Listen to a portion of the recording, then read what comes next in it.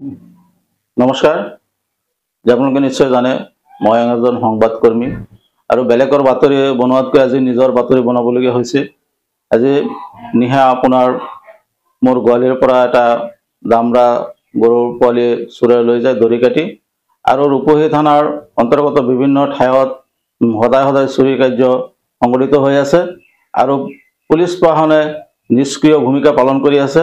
ৰূপহী থানাৰ আৰক্ষী ভাৰপ্ৰাপ্ত বিষয়া মহোদয়ক আপোনালোকৰ সংবাদ মাধ্যমৰ জৰিয়তে জনাব বিচাৰিছো যে আপুনি ইয়াৰ বিষয়ে তৎপৰ হওক, চোৰ ধৰক আৰু এই চোৰ নহয় এইবিলাক ডকাইত ৪-৫টা একলগে আপোনাৰ ঘাৰি লৈ আহে আৰু এইবিলাক আহি আপোনাৰ এই দুষ্কাৰ্যবিলাক কৰি আছে, যিবিলাক মানে আমাৰ গয়া ৰাইজৰ এতিয়া অশান্তি হৈ আছে, ৰাইজৰ নিদ্ৰা হৰণ হৈছে আৰু এইবিলাকৰ লগত আৰ্মছ থাকে, এইবিলাকৰ মোকাবিলা ৰাইজ হ'ব নোৱাৰে।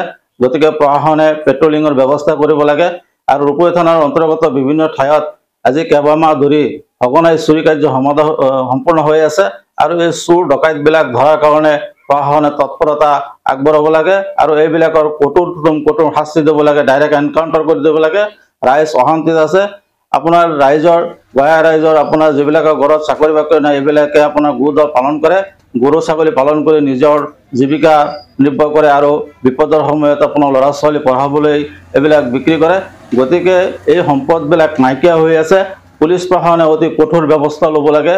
আজি কেইবামাহ ধৰি একেৰাহে হৈ আছে এই সঘনাই চুৰি কাৰ্য আৰু এই চুৰি কাৰ্যৰ বিষয়ে নগাঁও আৰক্ষী অধ্যক্ষ আৰু ৰূপহী থানাৰ ভাৰপ্ৰাপ্ত বিষয়া মহোদয়ে অতি সোনকালে তৎপৰতাত ব্যৱস্থা ল'ব লাগে।